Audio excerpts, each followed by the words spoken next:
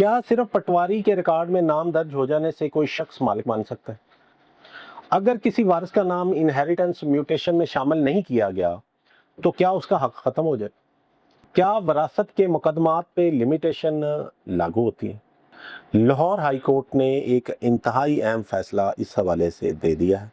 कानूनी वारिस अपने मोरस की वफात के साथ ही खुद ब खुद जायदाद का मालिक बन जाते हैं। जाली या खुफिया म्यूटेशन किसी के हक को ख़त्म नहीं कर सकती। अस्सलाम वालेकुम, मैं Shahid Mahmood advocate supreme court हाजिर खिदमत हूँ एक नए टॉपिक के साथ, जिसमें हम डिस्कस करेंगे इनहेरिटेंस के हवाले से अगर किसी शख्स को डिप्राइव किया जाता है तो उसमें अदालतों के फैसले क्या हैं। जजमेंट आप नोट कर रहे हैं, बड़ी अहम जजमेंट है 2024 LHC पेज 726। इस केस के फैक्ट्स कुछ इस तरह हैं। इस केस में पिटिशनर ने एक दावा दायर किया। उन्होंने कहा कि उनको इनहेरिटेंस से डिप्राइव किया गया। उन्होंने मौक़िफ़ इख्तियार किया कि रेवेन्यू रिकॉर्ड में अनऑथराइज्ड एंट्री की गई हैं, जिसके ज़रिए से उनकी इनहेरिटेंस का हक ख़त्म किया गया है।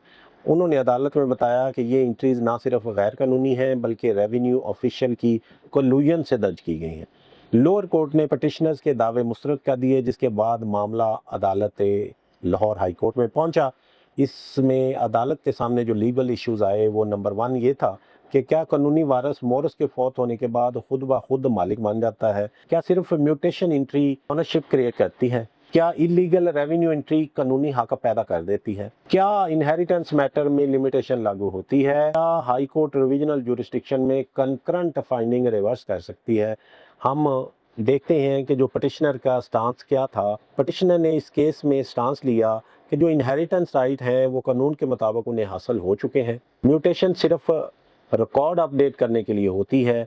इलीगल एंट्री से ऑनरशिप ख़त्म नहीं हो सकती। इसमें जो रिस्पोंडेंट थे उनका मौक़िफ़ था कि रेवेन्यू एंट्रीज वैलिड हैं। पिटिशनर का दावा लिमिटेशन की वजह से बाढ़ है और लोअर कोर्ट की फाइंडिंग्स को क्योंकि वो कंकरेंट हैं इसलिए इंटरफेयर नहीं किया जा सकता। लाहौर हाई कोर्ट ने इस केस में बड़ी इंतहाई अहम ऑब्जर्वेशन दे दी। अदालत ने कहा कि मोरस की वफात के बाद तमाम कानूनी वारिस अपने हिस्से के एब्सोल्यूट ओनर बन जाते हैं। अदालत ने इसमें कहा कि इनहेरिटेंस म्यूटेशन का मकसद सिर्फ रिकॉर्ड को अपडेट रखना होता है, ये ओनरशिप क्रिएट नहीं करता। खुफिया या जाली एंट्रीज, अदालत ने इस हवाले से कहा कि अगर रेवेन्यू रिकॉर्ड में कोई खुफिया या जाली एंट्री दर्ज की जाए तो वो किसी किस्म का कानूनी हक नहीं रखती। अदालत ने अहम ऑब्जर्वेशन दी कि वरासी मामलात में लिमिटेशन लागू नहीं होती, ख़ास तौर पर जब एंट्री पेटेंटली वॉइड हो। अदालत ने इसमें मज़ीद कहा तमाम लीगल एज मुश्तरका मालिकान हैं, हर वारिस अपने हिस्से पर कंस्ट्रक्टिव पोजेशन रखता है। अदालत ने इसमें मज़ीद करार दिया कि लोअर कोर्ट ने मिस रीडिंग नॉन रीडिंग की है, इसकी वजह से फाइंडिंग सस्टेन नहीं रह सकती।